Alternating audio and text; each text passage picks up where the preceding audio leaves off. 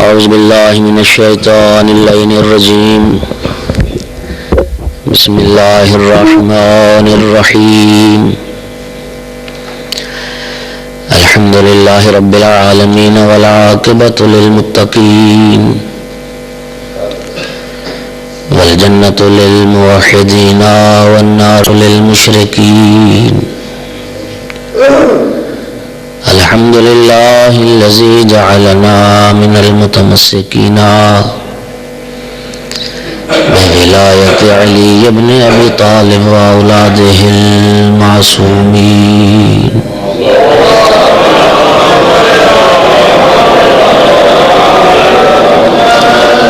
الحمد لله الذي جعلنا من الباقين على سيد الشهداء وأولاده وأصحابه المظلومين. الصلاة والسلام والتحية والإكرام على رسوله الكريم شفيع المذنبين أنيس الغريبين رحمة للعالمين. أعني العبد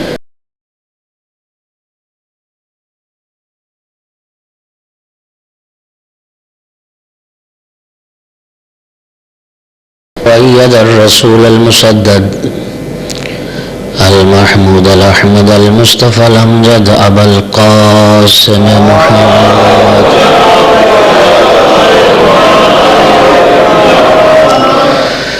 ثم الصلاة والسلام والتحية والإكرام على آله الطيبين الطاهرين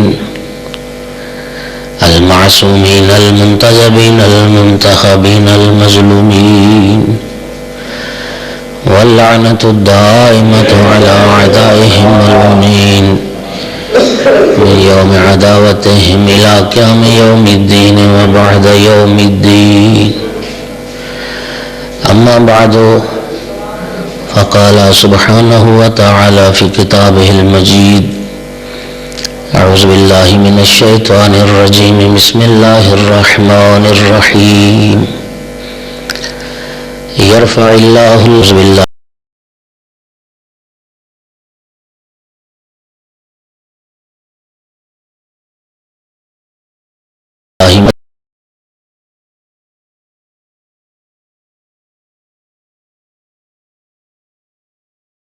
الذين آمنوا منكم والذین اوتوا العلم درجات. صلوات پڑھیں.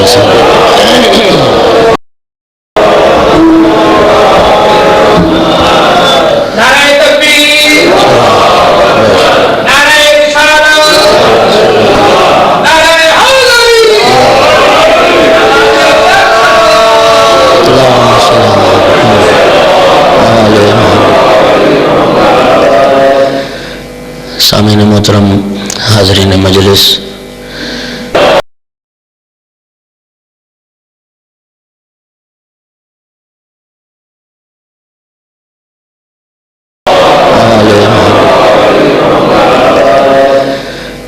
سامعین محترم، حاضرین موالیان حیدر قرار، عزاداران آل محمد،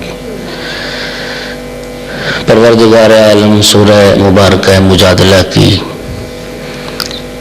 اس آیت مجیدہ میں ان لوگوں کا ذکر فرما رہا ہے جنہیں اللہ نے رفعت و بلندی عطا فرمائی ہے. ارشاد فرماتا ہے: یرفع اللہ الذین آمنوا منکم. اللہ ان لوگوں کو رفعت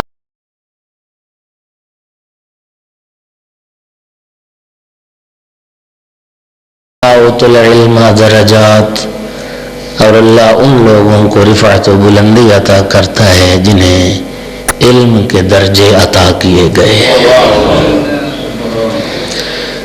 اس انسان کی قدر و قیمت سب سے زیادہ ہے جس کے پاس ایمان کے بعد علم زیادہ ہے. اور مولا نے فرمایا جس کے پاس علم نہیں ہے اس کی کوئی قدر و قیمت نہیں ہے. میں نے کل یہ جملہ جناب امیر کا عرض کیا تھا کہ حضرت نے ارشاد فرمایا: العلم حیات والجہل ممات، علم زندگی ہے، جہالت موت ہے۔ علم زندگی ہے اور جہالت، اور حضرت نے فرمایا تھا عالم مر کے بھی زندہ ہے، جاہل زندگی کے باوجود مردہ ہے۔ اس لیے کہ اصل حیات علم ہے۔ توجہ ہے صاحبان، بغیر ایک منٹ بھی ضائع کیے میں اپنی بات کو شروع کر دیا۔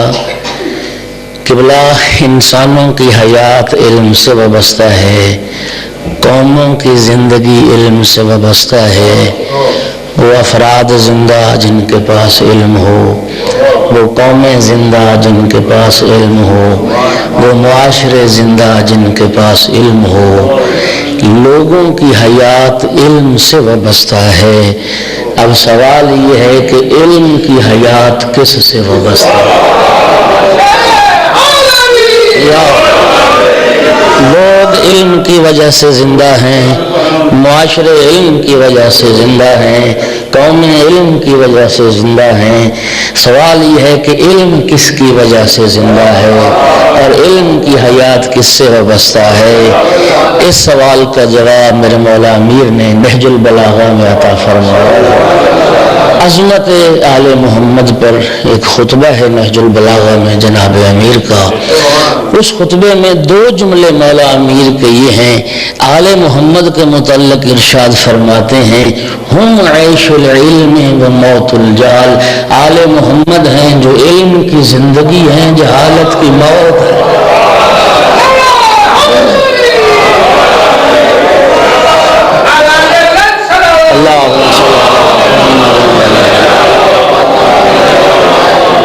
یہ پیغمبر اور آل پیغمبر کا گھرانہ ہے جو علم کی زندگی ہے اور جہالت کی موت ہے۔ معاشرہ، لوگ علم کی وجہ سے زندہ، علم آل پیغمبر کی وجہ سے زندہ، اور جب تک آل پیغمبر کی ایک فرد موجود ہے علم معاشرے میں زندہ رہے۔ توجہ فرما رہے ہیں میرے محترم سامعین، جیسے میں نے کل عرض کیا، عالم، ہادی اور رہنما اللہ نے ہمیں عطا فرمائے، کائنات میں کسی کو عطا، اور پھر جتنی تاکید اور جتنا زور پیغمبر اور آل پیغمبر نے اپنے ماننے والوں کے لیے تحصیل علم پر دیا ہے، شاید کسی اور چیز پر دیا۔ نجف اشرف میں کسی زمانے میں ایک مجلہ علمی شائع ہوتا تھا، اس کے سر ورق پر 4 احادیث پیغمبر درج ہوتی تھی۔ ایک یورپی دانشور نے جب اس مجلہ علمی کو دیکھا اور سر ورق کی ان 4 احادیث پیغمبر کو ملاحظہ کیا تو حیران ہو گیا، اور وہ احادیث مبارکہ 4 یہ تھی۔ ایک حدیث تھی، طلب العلم فریضۃ علی کل مسلم و مسلمہ، علم کا حاصل کرنا ہر مسلمان مرد و زن پر واجب ہے۔ دوسری حدیث تھی، اطلب العلم من المہد الی اللحد، ماں کی گود سے قبر تک علم حاصل کرو۔ تیسری حدیث تھی، اطلب العلم ولو کان بالسین، علم حاصل کرو خواہ چین جانا پڑا۔ اور چوتھی حدیث مبارک تھی، الحکمت ضالۃ المومن، علم اور حکمت یہ مومن کی گم شدہ میراث ہے، جہاں سے ملو مومن اس کا زیادہ حقدار ہے۔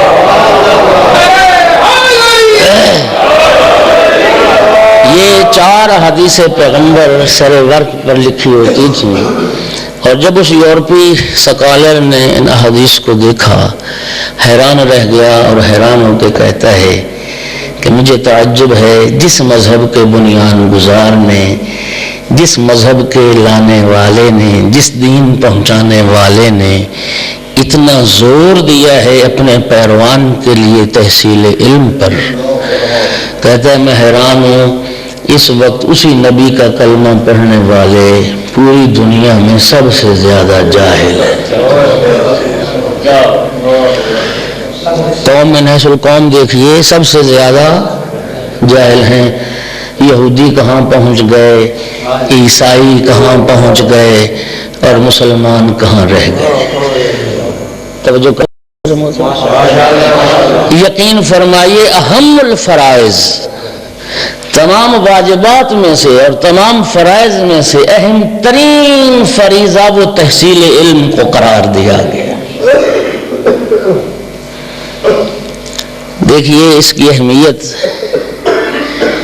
فروعات دین جب ہم شمار کرتے ہیں تو کتنے گنتے ہیں فروع دین؟ 10۔ ایک یہ اشتباہ دور کر لیجئے کہ دین کی فروع صرف 10 نہیں ہے۔ کیا مسائل طہارت وہ دین کی فروع میں نہیں؟ توجہ فرمائیے۔ کیا نکاح اور طلاق کے مسائل یہ دین کی فروع نہیں؟ کیا تجارت اور کسب کے معاملات یہ دین کی فروع نہیں؟ کیا قصاص اور دیات کے مسائل یہ دین کی فروع نہیں؟ میرے محترم یاد رکھیے، مسائل شریعت 2 طرح کے ہیں، کچھ کا تعلق عبادات سے ہے اور کچھ کا تعلق معاملات سے ہے۔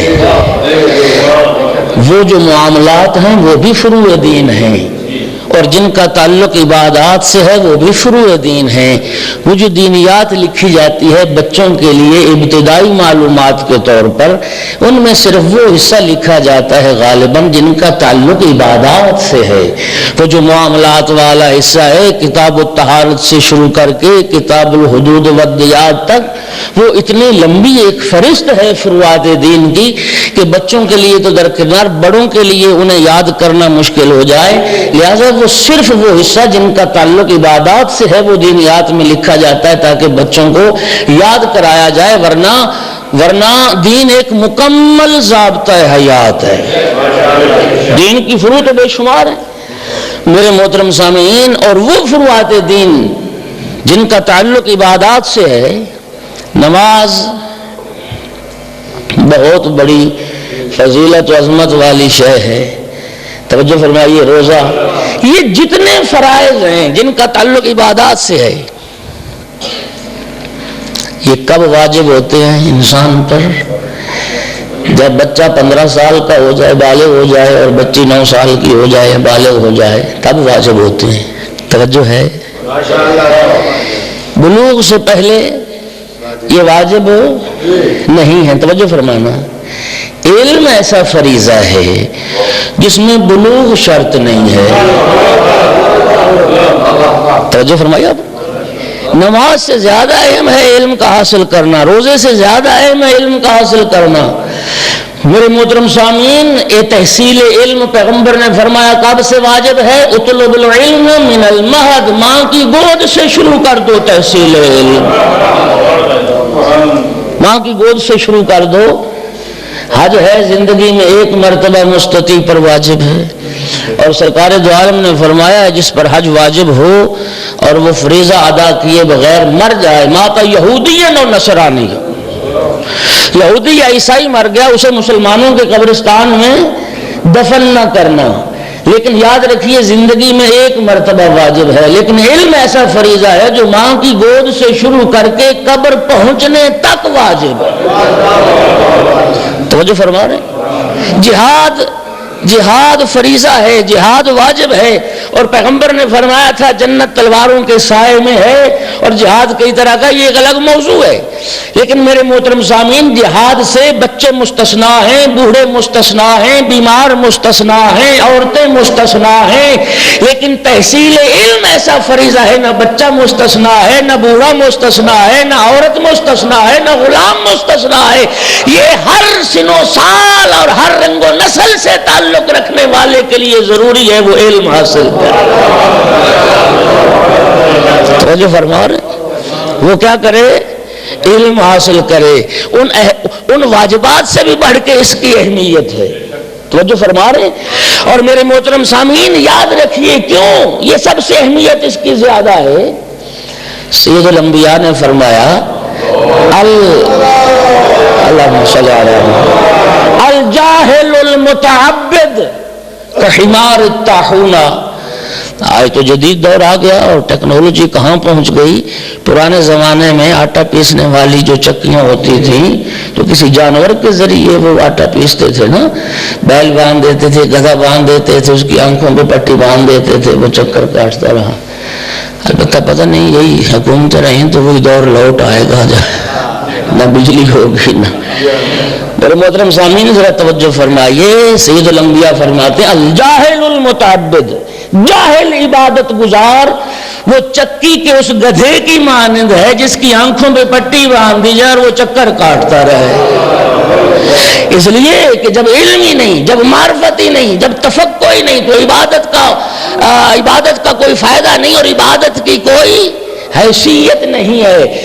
علم ان تمام عبادات سے بڑھ کے اہمیت رکھتا ہے. توجہ فرمائیے آپ. اچھا, نماز دین کا ستون قرار دیا گیا.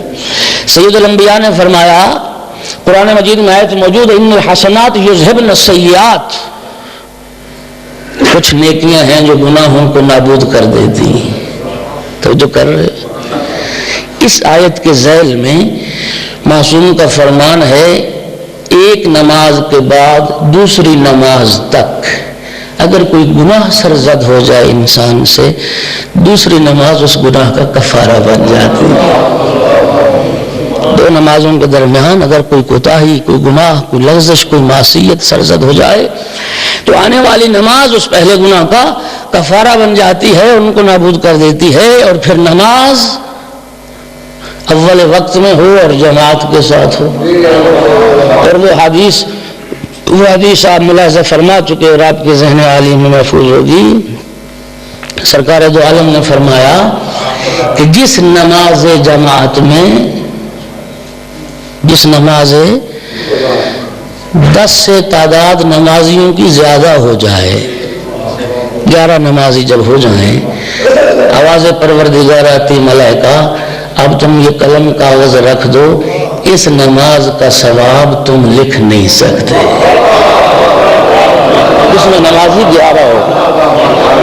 اور قبلہ مفہوم وہی ہے. اور میرے ذہن میں 2 یہ حدیث ہیں جن میں یہ لفظ استعمال ہوئے. اب ارشاد رب العزت ہوتا ہے ملائکہ یہ سمندر سیاہیاں بن جائیں, درخت قلمیں بن جائیں, ملائکہ لکھنے والے, جن لکھنے والے ملائکہ حساب کرنے والے ہو جائیں, اس نماز کا ثواب نہیں لکھ سکتے.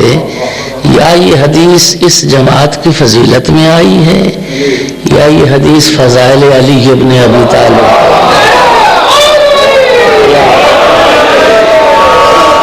سید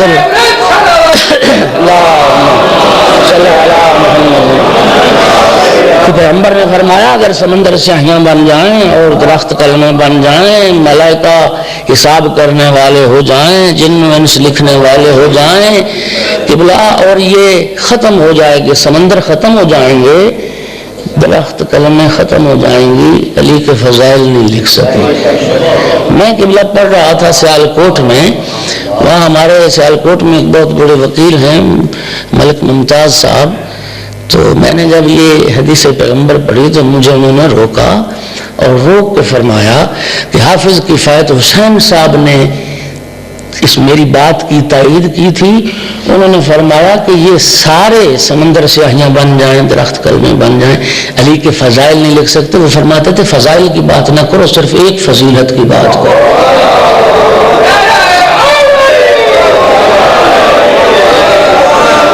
صرف علی کی ایک فضیلت کو نہ لکھ سکیں. اور دلیل کے طور پہ انہوں نے فرمایا کہ اگر یہ سارے سمندر سیاہیاں بن جائیں, ملائکہ لکھنے والے, حساب کرنے والے ہو جائیں, کیا علی کے علم کی حد کوئی لکھ سکتا ہے؟ علی کی ایک فضیلت, علی صلی علی محمد وآل محمد, ایک فضیلت نہ لکھ سکیں. توجہ فرمائیے, اللہ اکبر. لیکن یہ جو نماز جماعت کی عظمت ہے, ہر کسی کو امام نہیں بنایا جا سکتا.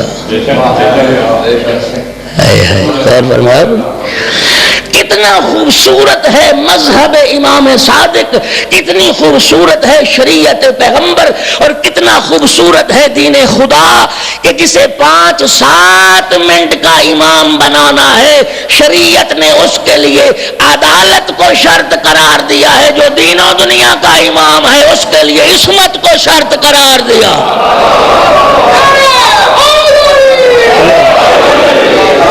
جی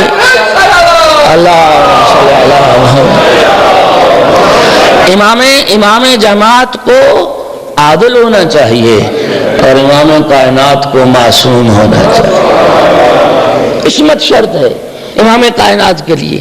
توجہ فرمائی، لیکن تحصیل علم ایسا فریضہ ہے، پیغمبر نے فرمایا استاد کے لیے عدالت شرط نہیں، کافر کے پاس بھی علم ہو تو لے لو، وارث تو دشمن خدا اور رسول کے پاس بھی علم ہو تو لے لو، تم وارث ہو۔ اور میرے محترم، مجھے یاد ہے سید رضی مؤلف نہج البلاغہ، جنہوں نے کلام امیر المومنین کو اکٹھا کیا، ایک مسیحی قبرستان کے قریب سے سید رضی گزرے، گھوڑے پہ سوار تھے، شاگرد ساتھ تھا۔ مسیحی قبرستان کی جب حدود شروع ہوئی تو گھوڑے سے نیچے اتر آئے، اور وہ حدود پیدل کراس کرنے کے بعد پھر گھوڑے پہ سوار ہو۔ شاگرد نے پوچھا، آقا کیا عیسائیوں کی قبروں کا احترام ضروری ہے کہ ان کے پاس سے انسان سوار ہو کے نہ گزرے؟ فرمایا نہیں، بات ایسی نہیں ہے، بات یہ ہے کہ اس قبرستان میں میرا ایک عیسائی استاد دفن ہے، عیسائی استاد دفن ہے جس کے پاس میں نے ادبیات عرب کو پڑھا تھا۔ اس استاد کے احترام کا تقاضا یہ ہے کہ میں اس کی قبر کے قریب سے سوار ہو کے میں تو جو فرمائی اہمیت علم، کافر کے پاس بھی ہو تم وارث ہو، یہ مومن کی گم شدہ میراث ہے، مومن کو جاہل نہیں ہونا چاہیے۔ نماز سے زیادہ افضل ہے تحصیل علم۔ جی علم کی منزل بھی دور رہ گئی اور نماز سے بھی دور ہوتے جاتے ہیں۔ جی ہمارے معاشرے میں ایک نقص ایسا پایا جاتا ہے جو بڑا عام ہے، میں مطلقاً معاشرے کی بات کر رہا ہوں۔ ایک تو ہر بندہ حکیم نظر آتا ہے اور ایک ہر بندہ فقیہ نظر آتا ہے۔ 2-4 بندے بیٹھے ہوں، کسی کے سامنے بات کریں آپ کسی بیماری کی، جی گھٹنوں میں درد رہتا ہے، بواسیر کی شکایت ہے، ہر بندہ ایک نسخہ بتائے گا۔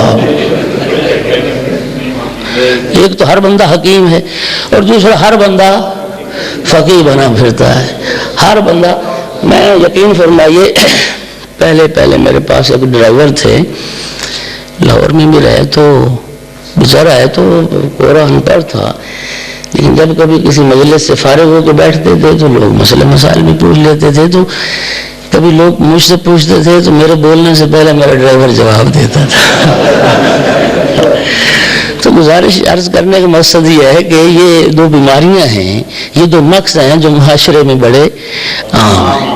اچھا ایک بات آپ نے سنی، میں نے بھی نہیں سنی اسی معاشرے میں، جی وہ تقابل کرتے ہیں جی نماز افضل ہے یا مجلس حسین افضل ہے،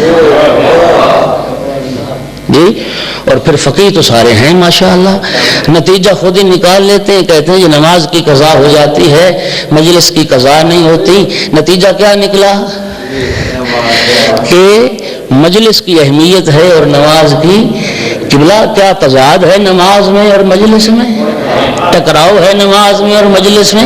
نماز بھی عبادت ہے اور مجلس بھی عبادت ہے۔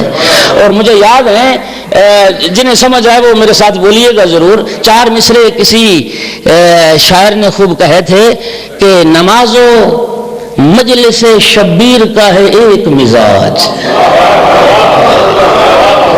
تضاد نہیں، ٹکراؤ نہیں، نماز و مجلس شبیر کا ہے ایک مزاج، ہو قرب حق کا ارادہ تو آؤ مجلس میں، اختصار ہو پیش نظر نماز پڑھو، طلب ہو دل میں زیادہ تو آؤ مجلس میں۔ جی مجلس بھی یہ بھی عبادت وہ بھی عبادت. توجہ فرمائیے. اور میرے محترم سامعین میں کہتا ہوں کہ ٹکراؤ نہیں. تم مجلس و نماز کی بات کرتے ہو, ہمیں حیات پیغمبر میں ایک مرحلہ ایسا بھی نظر آتا ہے جہاں حسین اور نماز اکٹھے ہو گئے تھے. ذات السلام سوار ہو گئے. اب میرے ساتھ چلیے گا. اگر امام حسین علیہ السلام کی اہمیت تھی اور نماز کی اہمیت نہیں تھی, چھوڑ دیتے پیغمبر نماز کو. بولیے میرے ساتھ, چھوڑ دیتے نماز کو, پھر دنیا کو درس مل جاتا کہ جب حسین آ جائے نماز کی اہمیت. پیغمبر نے چھوڑا نماز کو, انصاف سے بتائیے, چھوڑا. ذکر سجدہ کو لمبا کیا نا, تسبیح پڑھتے رہے, بار بار پڑھتے رہے, جب تک امام حسین علیہ السلام پشت رسالت سے نہیں اترے اس وقت تک ذکر سجدہ جاری رہا. ٹھیک ہے, ٹھیک ہے. اچھا اب دوسرا جملہ سنیے. اگر نماز کی اہمیت تھی اور امام حسین کی اہمیت نہیں تھی, پشت سے اتار دیتے بچے کو, اٹھا لیتے سجدہ سے سر. 3 مرتبہ ذکر سجدہ پڑھنے کے بعد بچے کو پشت سے اتار دیتے.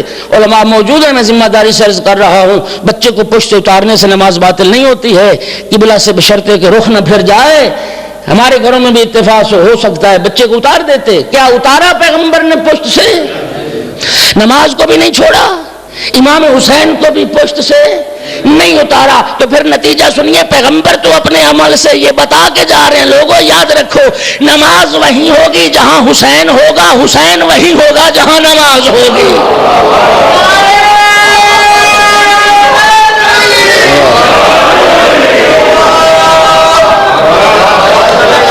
نماز میں اور حسین میں جدائی نہیں ہے.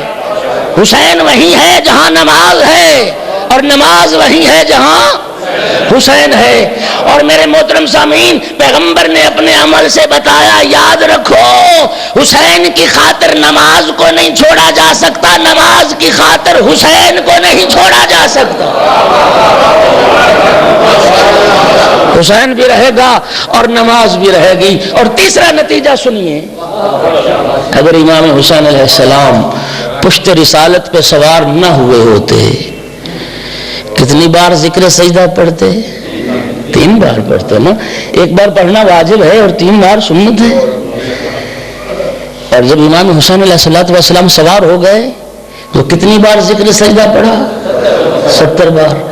توجہ فرمائیے, اگر امام سوار نہ ہوئے ہوتے پیغمبر ذکر سجدہ 3 بار پڑھتے, اور جب امام حسین سوار ہو گئے پیغمبر نے ذکر سجدہ کو بڑھایا, اس وقت تک جب تک امام حسین نہیں اترے 70 بار پڑھا.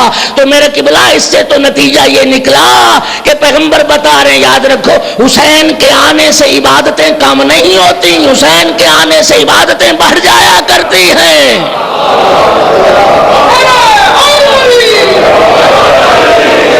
حسین کے آنے سے عبادتیں بڑھ جایا کرتی. تو جو فرما رہے میرے محترم سامعین, وہ بھی عبادت ہے اور یہ بھی عبادت ہے. اور نماز سے زیادہ اہمیت ہے تحصیل علم کی.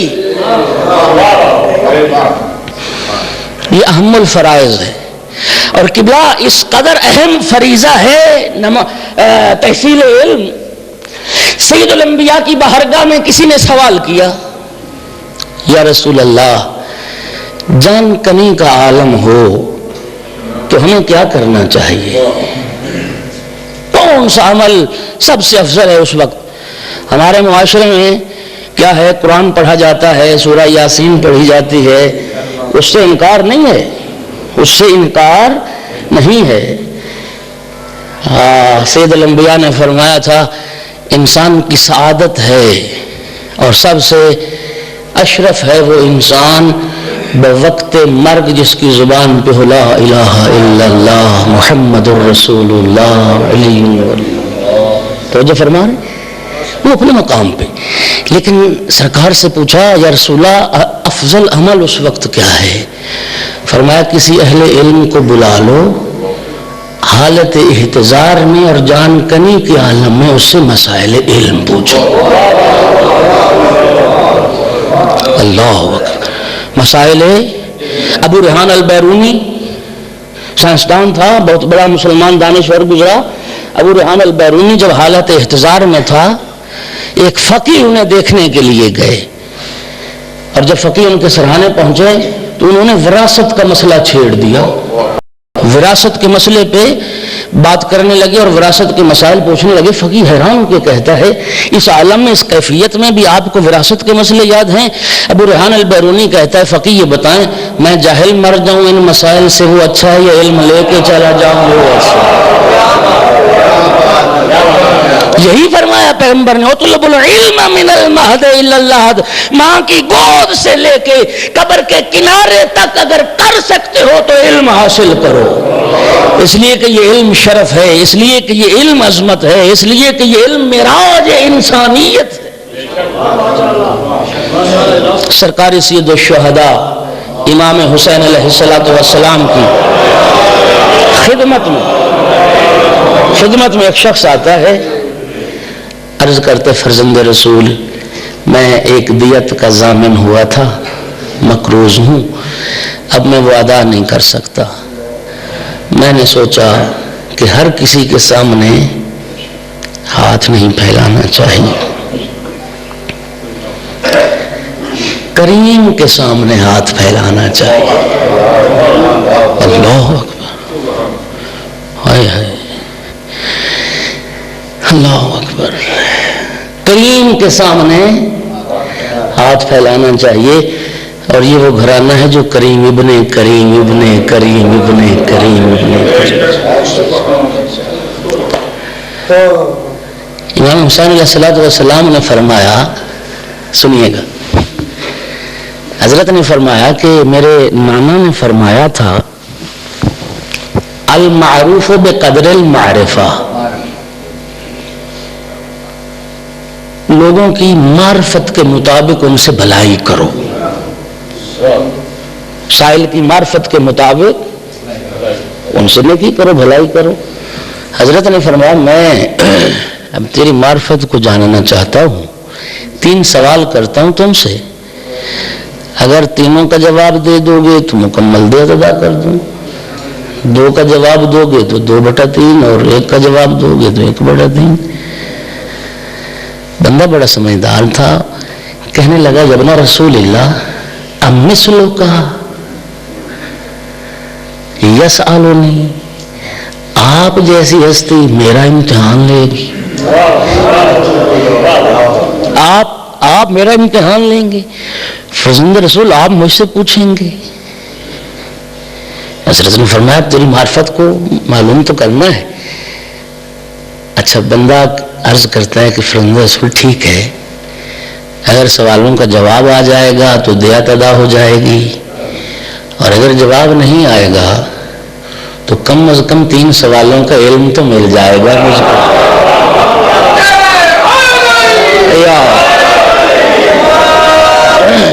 3 سوالوں کا علم تو مل جائے گا نا مجھ کو. فرزند رسول پوچھئے. سید الشہداء نے پہلا سوال پوچھا ایو شین افضل، سب سے افضل چیز کیا ہے؟ عرض کرتا ہے ایمان باللہ، اللہ کی ذات پر ایمان لانا. امام حسین علیہ السلام مسکرائے، فرمایا ٹھیک جواب دیا تم نے. دوسرا سوال کیا من نجات من المہلکہ، ہلاکت سے بچنے کا ذریعہ کیا ہے؟ عرض کرتے التوکل علی اللہ، انسان اللہ پر توکل کرے، اللہ پر توکل رکھے، خدا پر بھروسہ رکھے. امام نے فرمایا یہ بھی ٹھیک ہے. تیسرا سوال کیا ما یزین الرجل، مرد کی زینت کیا ہے؟ مرد کی زینت کیا ہے؟ عرض کرتا ہے العلم معہ الحلم. فرزند رسول علم مرد کی زینت ہے، علم انسان کی زینت ہے جس کے ساتھ حلم ہو، بردباری ہو، عالم ہو اور حلیم متبع ہو، بردبار ہو. توجہ فرما رہے ہیں؟ حضرت نے فرمایا سب عالم تو نہیں ہوتے، سب لوگ عالم ہیں. اگر علم کی خوبی، علم کی صفت نہ ہو کسی میں تو پھر مرد کی زینت کیا ہے؟ عرض کرتے المال معہ السخا، دولت ہو، دنیا ہو، مال ہو، پیسہ ہو اور پھر بندہ سخی ہو. اللہ اکبر. کہ بلا سخاوت بڑا پسندیدہ امر ہے شریعت میں، بڑا پسندیدہ امر ہے. سخی ہونا انشاءاللہ بات نکل جائے گی، موضوع سے ہٹ جاؤں گا. سخاوت، مال ہو اور پھر انسان سخی ہو، یہ مرد کی زینت ہے. امام نے فرمایا اگر یہ صفت بھی نہ ہو تو پھر انسان کی زینت کیا؟ نہ مال ہے نہ سخاوت ہے. عرض کرتے الفقر معہ الصبر. پھر مرد کی زینت یہ ہے کہ اگر انسان فقیر ہے، تنگ دست ہے تو پھر صابر ہو، پھر صبر ہو اس کے پاس. حضرت نے فرمایا اگر یہ بھی نہ ہو تو پھر کہتے پھر آسمان سے آگ نازل ہو، اس کو جلا کے راہ کر. روایت کے لفظ فتبسم ابن رسول اللہ، فرزند رسول مسکرائے اور فرمایا سچ کہتا ہے، پھر وہ جلا دینے کے قابل ہے، وہ زندہ رہنے کے قابل. امام علیہ السلام نے اس کی کامل دیت ادا فرمائی اور پھر فرزند رسول نے اپنی بیش قیمت انگوٹھی اسے عطا فرمائی. فرمایا وہ تو ہے نا تیری دیت، تو مقروض ہے جس کا، یہ لے، اس کو تو فروخت کر کے اپنے مخارج میں اس کو استعمال کر. میرے محترم، ساری اس روایت عرض کرنے کا مقصد کیا ہے کہ انسان کی زینت وہ علم ہے، انسان کا شرف وہ علم ہے، انسان کی عظمت علم سے ہے اور انسان کی رفعت علم سے ہے. اور میرے محترم کوئی شک نہیں کہ غرض خلقت عبادت کو قرار دیا گیا، انسان کو عابد ہونا چاہیے، لیکن یاد رکھیے تحصیل علم ایسا فریضہ ہے کہ جو اس عبادت سے اور عابد کے مقام سے بھی ایک بلند تر مقام. توجہ فرما رہے ہیں؟ سید الانبیاء سے بڑھ کے عابد کون ہو سکتا ہے؟ عبادت گزار کون ہو سکتا ہے؟ جی روایت موجود ہے، ام المومنین عائشہ خدمت پیغمبر میں عرض کرتی یا رسول اللہ، آپ اپنے آپ کو عبادت خدا میں اتنا کیوں تھکاتے ہیں؟ آپ روزے جزا کے مالک ہیں، مختار ہیں، جنت دوزخ تقسیم کرنا وہ اللہ نے آپ کو اختیار دیا ہے، کوثر کے مالک آپ ہیں، تو اپنے آپ کو اتنا کیوں تھکاتے ہیں؟ سید الانبیاء نے فرمایا عائشہ الا اکون عبدا شکورا، کیا تو نہیں چاہتی میں اللہ کا شاکر بندہ بن جاؤں؟ اور نہج البلاغہ میں جناب امیر کا جملہ سنیے، علی مولا ارشاد فرماتے لو لم یتوعد اللہ علی معصیتہ النار لکان یجب اللہ یوصى شکرا لنعمہ. علی فرماتے اگر اللہ نے اپنی نافرمانی پر جہنم سے نہ بھی ڈرایا ہوتا پھر بھی واجب تھا اس کی نافرمانی نہ کی جائے، اس کی نعمتوں کے شکرانے کے طور نہ ہوتی جہنم، نہ ہوتا عذاب آخرت، پھر بھی واجب تھا کہ اس کی معصیت نہ کی جائے اس کی نعمتوں کے شکریہ کے طور. جی پیغمبر سے بڑھ کے کوئی عابد ہے؟ لیکن عبادت میں ایک مقام وہ آ گیا، یا ایھا المزمل قم اللیل الا قلیلا، اے کملیہ ہونے والے تھوڑا کھڑا ہوا کر. توجہ فرمائیے، پروردگار عالم نے اپنے حبیب سے عبادت کم کرنے کا کہہ دیا، ما انزلنا علیک القرآن لتشقی، اس لیے ہم نے قرآن نازل نہیں کیا تو مشقت میں پڑ جائے. عبادت کم کرنے کا کہہ دیا، لیکن جب منزل علم آتی ہے وہی پروردگار اپنے حبیب کو حکم دیتا ہے وَقُلْ رَبِّ زِدْنِي عِلْمًا، میرا حبیب میری بارگاہ میں دعا کرتا رہے پروردگار میرے علم میں اور اضافہ فرما.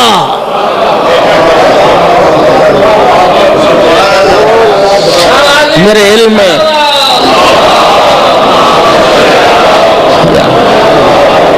اور اضافہ فرما.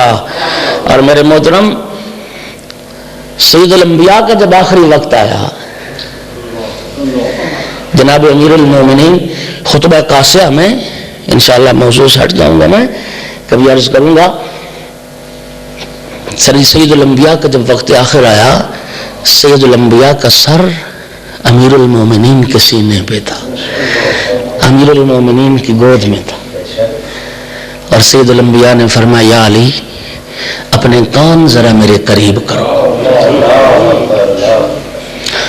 پیغمبر گرامی اسلام نے مولا امیر کے کان میں چند لمحوں کے لیے، چند سیکنڈ کے لیے، چند لمحوں کے لیے، تھوڑی دیر کے لیے کچھ کہا جسے موجود افراد تو نہ سمجھ سکے۔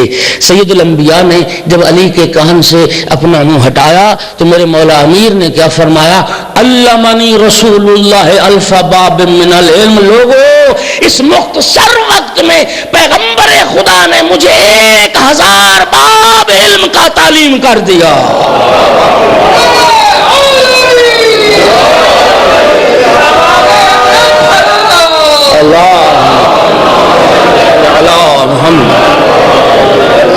ان چند لمحوں میں 1000 باب علم کا حبیب خدا نے مجھے تعلیم کر دیا۔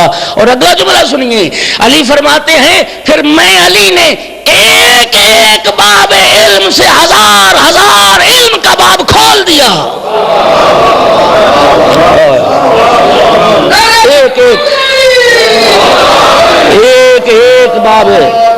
ایک باب علم سے 1000 باب علم کا کھول دیا۔ اسی لیے تو سید الانبیاء فرمایا کرتے تھے عالم امتی من بعد علی ابن ابی طالب۔ لوگوں، میرے بعد میری امت کا سب سے بڑا عالم علی ابن ابی طالب۔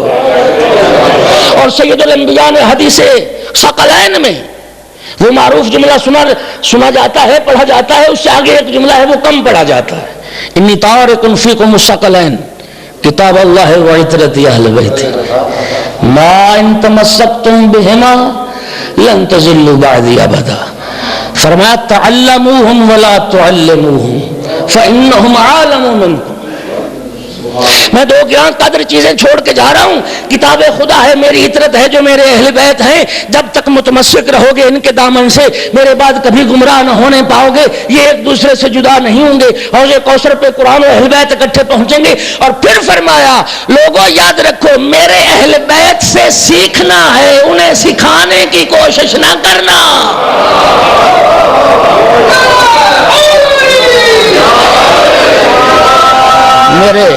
میرے اہل بیت سے علم حاصل کرنا ہے، میرے اہل بیت سے علم لینا ہے، میرے اہل بیت کے سامنے زانو جھکا دینے ہیں۔ میرے اہل بیت کو پڑھانے کی کوشش نہ کرنا، انہیں سکھانے کی کوشش نہ کرنا۔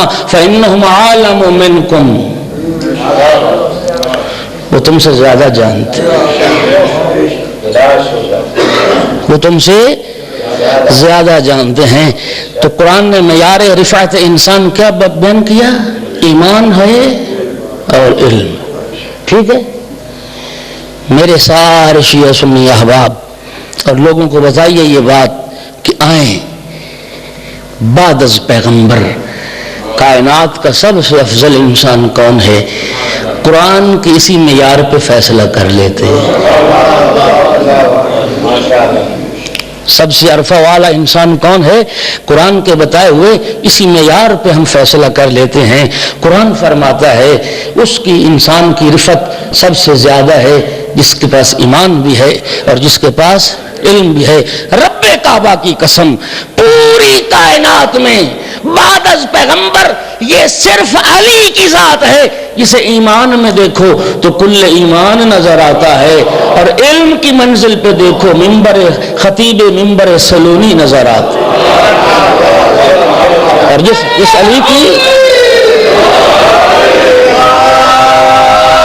اور وہ علی جی خطبہ شکشکیہ میں نہج البلاغہ میں خطبہ شکشکیہ میں علی نے اپنا تعارف کروایا ہے۔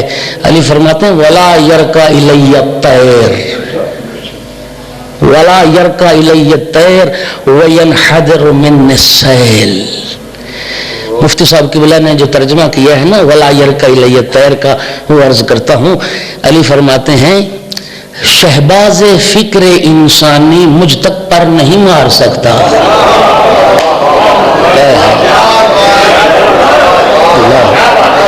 لا یرکا الی الطیر، شہباز فکر انسانی مجھ تک پر نہیں مار سکتا۔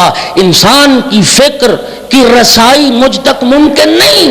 وَيَنْحَدِرُ عَنِ السَّيْلِ، اور میں علم و معرفت کا وہ بلند پہاڑ ہوں جس کے پہلوؤں سے علم و حکمت کے چشمے جاری ہوتے ہیں۔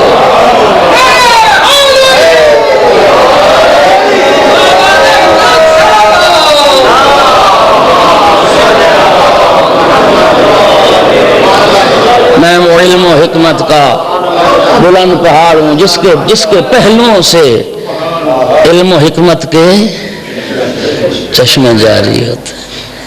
اللہ اور عظمت بعد از مصطفیٰ کائنات کا سب سے بڑا عالم علی جی۔ اللہ اکبر۔ لیکن امیر المومنین کی مظلومیت دیکھیے، وہ علی نہج البلاغہ میں ایک مقام پہ ارشاد فرماتے ہیں، کتاب ارشاد شیخ مفید میں بھی یہ روایت ہے، جناب کمیل سے فرمایا، یا کمیل، یوسی نے بھی ہاتھ مارا، یا کمیل ہا ہونا علما جما، کمیل یہ علی کا سینہ علم کا ٹھاٹھے مارتا سمندر ہے، علی کا سینہ علم کا ٹھاٹھے مارتا سمندر ہے، لیکن علی کو دکھ اس بات کا اس علم سے لینے والا کوئی نہیں۔ کاش کچھ افراد ایسے مل جاتے جنہیں علی علم دے سکتا۔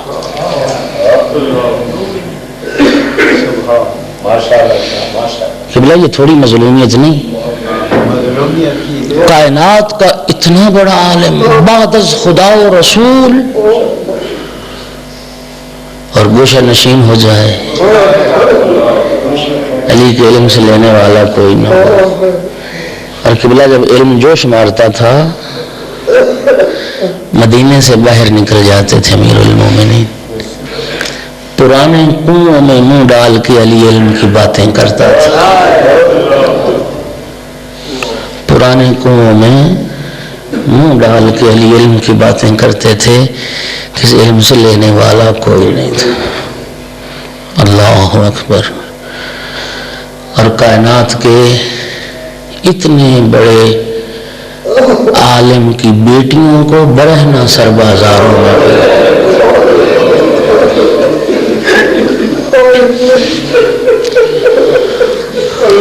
ازادارو، آل محمد کا کمال ہی ان کا جرم تھا، آل محمد کی عظمت ہی ان کا قصور تھی۔ اللہ اکبر، اللہ اکبر۔ قبلہ جن رگوں میں شریف خون ہے، جن کے ضمیر زندہ ہیں، ان کے استادوں کی، اساتذہ کی اولاد میں سے بھی کوئی آ جائے نا، تعظیم کے لیے کھڑے ہو جاتے ہیں، کہتے ہیں میرا استاد زیادہ ہے۔ بعد از پیغمبر کائنات کا سب سے بڑا عالم علی، اور علم علی کی وارث اولاد کو، بیٹیوں کو برہنہ سر دیار بغیار کوچا بکوچا۔ عزاداران حسین 11 محرم کا جب دن چڑھا نا، اللہ اکبر، برہنہ سر بیبیوں کے پاس، اجڑی بیبیوں کے پاس شمر کچھ رسیاں لے کے آیا، آگے کہتے آل پیغمبر اب تم ہمارے قیدی ہو، تمہارے ہاتھوں میں رسیاں پہنائی جائیں گی۔ میری آقا زادی نے فرمایا شمر خبردار ہمارے قریب نہ آنا، نحن ودائع رسول اللہ، شمر ہمیں ہاتھ نہ لگانا، ہم تو رسول کی امانتیں ہیں، ہم تو پیغمبر کی امانتیں ہیں، ہمیں ہاتھ نہ لگانا، ہم خود بن جائیں گے قیدی۔ خدا جانے کیسے، خدا جانے کیسے بچوں کو اسیر بنایا گیا، بیویوں کو رسن پہنائی گئیں۔ عزادارو اب وہ مرحلہ آیا جب رسول زادیوں کو سوار کیا جانا تھا، بے پالان اونٹ لائے۔ قبلہ بدترین سواری ہے اونٹ کی جس پہ پالان نہ ہو۔ بس میں تاریخ سے ایک منظر آپ کو دکھا سکتا ہوں۔ حضرت ابو ذر کو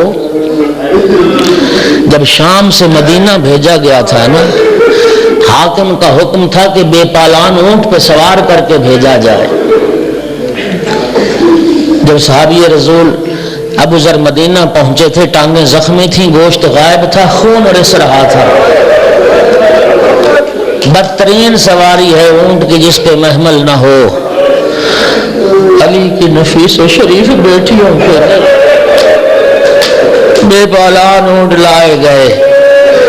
عزادارو، جناب ام کلثوم نے، جناب زینب عالیہ نے ہر بی بی کو سوار کرایا ہے، ہر بچے کو سوار کرایا ہے۔ جناب فضہ بھی ساتھ ساتھ تھی۔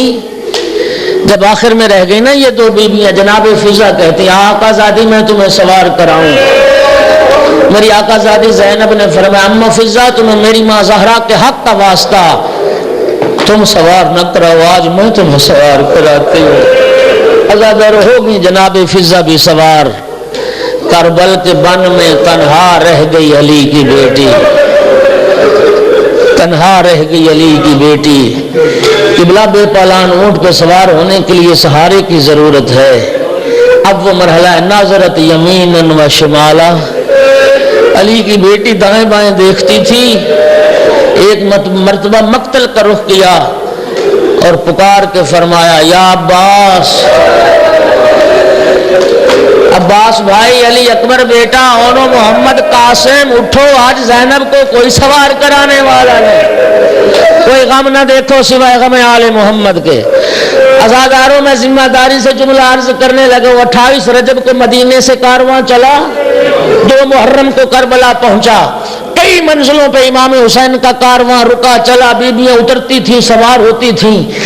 قبلہ جہاں تک علی کی بڑی بیٹی کے سوار ہونے کا مرحلہ تھا، رب کعبہ کی قسم یہ روایت کے لفظ ہیں، جب علی کی بیٹی سوار ہونا چاہتی تھی عباس علمدار آگے بڑھتے تھے، اپنے زانوں کو خم کر کے عرض کرتے تھے آقا زادی میرے زانوں کا سہارا لے کے سوار ہو جا۔ عباس کے زانوں کے سہارے سوار ہونے والی کبھی دائیں دیکھتی ہے کبھی بائیں۔ عزادارو جب کوئی نظر نہ آیا، ایک مرتبہ بیمار کربلا آگے بڑھے، سید سجاد نے قریب آ کے گھٹنے ٹیک دیے، عرض کی پھوپھی اماں میری کمر کا سہارا لے کے سوار، میری پشت کا سہارا لے کے سوار ہو جا۔ اجرکم علی اللہ، کوئی غم نہ دیکھو سوائے غم آل محمد کے۔ عزادارو ہو گئی بیویاں سوار، اونٹ اٹھائے گئے، لیکن اونٹوں نے چلنے سے پہلے بولنا شروع کیا، اونٹوں نے آپس میں بولنا شروع کیا۔ اب وہ مرحلہ آیا کہ جناب زینب عالیہ نے امامت کا تعارف بھی کروایا اور اپنی عظمت کا اظہار بھی کیا۔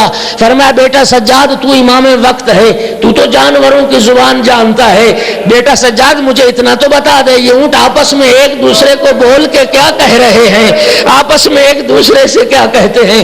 سید سجاد نے فرمایا پھوپھی اماں اونٹ ایک دوسرے کو وصیت کر رہے ہیں آرام سے چلنا، احتیاط سے چلنا، تمہاری پشت پہ عام قیدی سوار نہیں، یہ علی و بطول کی بیٹیاں ہیں، یہ پیغمبر کی امانتیں ہیں، آرام سے چلنا، یہ تکلیف نہ ہونے۔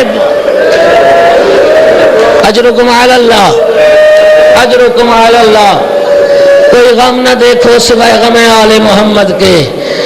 عزادارو کارواں چلا، کارواں چلا، بڑی مشکل سے سوار ہوئی تھی نا۔ رب کعبہ کی قسم جب مقتل قریب آئی ہے، مقتل قریب آئی ہے، بیبیوں نے پھر اونٹ بیٹھنے کا انتظار نہیں کیا۔ جب بھائی کے لاشے کو دیکھا ہے نا، بی بی نے اونٹ بیٹھنے کا انتظار نہیں کیا، کھڑے اونٹ سے اتری ہے علی کی بیٹی، ہزاروں بیبیاں اتری ہیں، اور سید سجاد کی جب نگاہ پڑی نا بابا کے بے گورو کفن لاشے پر، جملہ سچی روایت ہے، جملہ سننا، بی بی کہتی ہے میری نگاہ سید سجاد پر تھی، سجاد کے چہرے پہ زردی موت کی چھا گئی، قریب تھا سجاد کی روح پرواز کر جائے، بی بی کہتی میں نے قریب آ کے کہا یا بقیت اخی و ابی و جدی، او میرے بھائی حسین کی نشانی بیٹا، او میرے بابا علی کی یادگار، سجاد سنبھال اپنے آپ کو، کیا ہوا کیوں اپنی جان دیتے ہو؟ سید سجاد رو کے کہتے پھوپھی اماں عمر سعد نجس لاشیں دفن کر رہا ہے، میرے بابا کا لاشا پہ گورو کفن کھا کے کربلا پہ پڑا ہے۔ فرمایا بیٹا سجاد میں نے بابا سے سنا تھا پریشان نہ ہو، تیرے بابا دفن ہوں گے، یہاں قبر بنے گی، دنیا دور دور سے آئے گی، تیری بابا کی قبر کی زیارت کرے گی۔ عزاداروں بیبیاں شہداء کے لاشوں پہ آئی، کوئی بی بی علی اکبر کے لاشے پہ، کوئی قاسم کے لاشے پہ۔ عزاداروں میں نے یہی پڑھا ہے، دو بیبیاں مظلوم حسین کے لاشے پر، ایک بہن زینب ہے، ایک 4 سال کی سکینہ ہے، بھائی کے لاشے پہ۔ جناب زینب عالیہ آئی نا جب بھائی کے لاشے پہ، معاف کر دینا بھائی کے کچلے ہوئے لاشے پہ، جب بی بی آئی کیفیت کیا تھی؟ سینے کی ہڈیاں ریزہ ریزہ ہو چکی تھی۔ اللہ اکبر، بھائی کی لاش پہ آ کے ایک جملہ کہا انت اخل حسین، میرا بھائی حسین تو ہے، انت ابن ام زہرا، میری ماں زہرا کا جایا حسین تو ہے۔ بھائی کی لاش کی کیفیت کو دیکھا، رخ پھر گیا مدینے کی طرف، نانا کو خطاب کر کے کہتی تھی یا جدہ صلی علیکم ملیک السماء، نانا آپ پہ تو آسمان کے فرشتے درود پڑھتے تھے، وہذا حسین مرمل بالدماء، نانا یہ آپ کا حسین جو خاک و خون میں غلطان، جس کے اعضاء قطع کر دیے گئے، جس کا لباس مسلمان لوٹ کے لے گئے۔ اللہ اکبر، اللہ اکبر۔ عزادارو جب آئی ہے نا جناب سکینہ بابا کی لاش پہ، ہاتھوں کو اٹھاتی ہے، کبھی رخسار پہ ملتی، کبھی بوسے دیتی ہیں، اور بابا کی لاش پہ بیٹھ کے ایک مرثیہ پڑھا یا بتا اذا اظلم اللیل فمن یحمیہما، یا بابا جب رات کی تاریکی چھا جائے گی مجھے تسلیاں کون دے گا؟ بابا آپ کے بعد جب رات کی تاریکی چھائے گی مجھے تسلیاں کون دے گا؟ واذا عطشت فمن یروی ظما، یا بابا جب مجھے پیاس لگے گی مجھے سیراب کون کرے گا؟ عزادارو ایک مرتبہ جناب سکینہ کو مظلوم نے وصیتیں کرنا شروع کیا، اور سنو گے جملہ جناب سکینہ کے توسط سے جو مظلوم نے ہمارے لیے وصیتیں فرمائیں، فرمایا میری بیٹی سکینہ میرے شیعوں تک میری یہ وصیت پہنچا دینا، شیعتی محمد شربتم عزبن فذکرونی، وہ میرے شیعوں جب ٹھنڈا پانی پینا میں حسین کی پیاس کو یاد کرنا، او سمیتم بے غریب او شہید فندبونی، اور جب کسی غریب یا شہید کا ذکر سننا مجھ پہ آنسو بہانا، لیتکم فی یوم عاشورا جمیعا تنظرونی، وہ شیعوں کاش تم عاشور کے دن ہوتے، اس منظر کو دیکھتے جب میں علی اصغر کے لیے پانی مانگ رہا تھا اور دشمن تیرے ستم سے علی اصغر کو سیراب کر رہا تھا۔ عزاداروں بس بیبیاں لاشوں سے ودا کر رہی تھی، ایک مرتبہ شمر کی آواز آئی اٹھو تیار ہو جاؤ، قافلہ چلنے کے لیے تیار ہے، ہمارے پاس اب وقت نہیں ہے۔ عزاداروں بیبیاں مجبور ہو کے، بس میں ایک جملہ کہہ کے گزر جاؤں گا، عزاداروں کوئی بی اپنی مرضی سے لاش سے جدا نہیں ہوئی، مجبور ہو کے اٹھی علی کی بہو بیٹیاں۔ عزاداروں سنو گے جب شمر بڑھا جناب سکینہ بابا کے لاشے سے لپٹی تھی، اور جناب سکینہ کہتی تھی چلے جاؤ شمر مجھے چھوڑ جاؤ، مجھے بابا کی لاش پہ رہنے دو۔ عزاداروں شمر کے تماچے، سکینہ کے رخسار، اور بی بی رو کے یہی کہتی کہتی تھی مسلمانوں یہ کہاں کا انصاف ہے، بابا بھی میرا مارا جائے، تماچے بھی مجھے مارے جائیں۔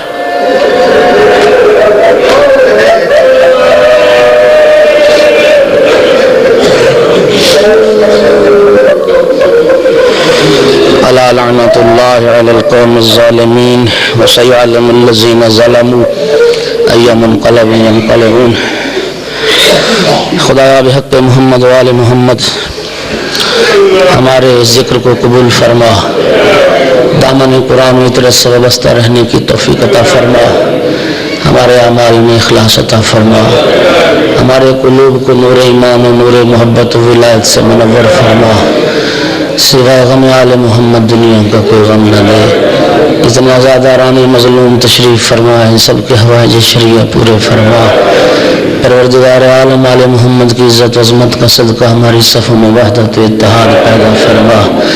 پروردگار ہماری قوم و ملت کو علم حاصل کرنے کی توفیق عطا فرما۔ پروردگار آل محمد کے صدقے میں دولت علم سے ہماری اولادوں کو نسلوں کو مالا مال فرما۔ پروردگار عالم محمد کی عزت و عظمت کا صدقہ ہر محب علی، ہر عزادار سید الشہداء کی مال جان عزت آبرو ناموس کی حفاظت فرما۔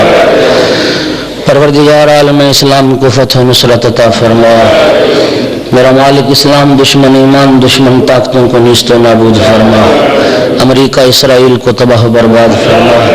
ملت مظلوم فلسطین کی حفاظت فرما۔ ملت مظلوم عراق کی نصرت فرما۔ مقامات مقدسہ کی حفاظت فرما۔ موت سے پہلے زیارت محمد و آل محمد نصیب فرما۔ بعد از موت شفاعت محمد و آل محمد نصیب فرما۔ ملتمسین دعا کی دعائیں مستجاب فرما۔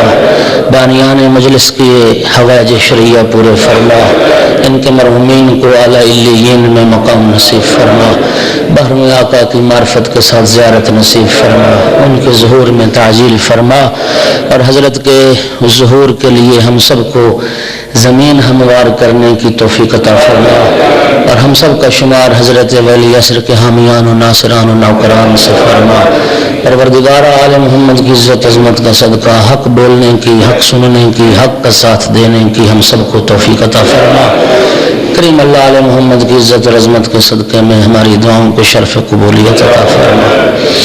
سب سے التماس ہے سید اشرف کاظم صاحب، سید ابو عبداللہ شوکت زیدی صاحب کے مرحومین کی بلندی درجات کے لیے سورۃ فاتحہ اور 3 مرتبہ سورہ اخلاص تلاوت فرما۔ بسم اللہ الرحمن الرحیم، الحمدللہ رب العالمین۔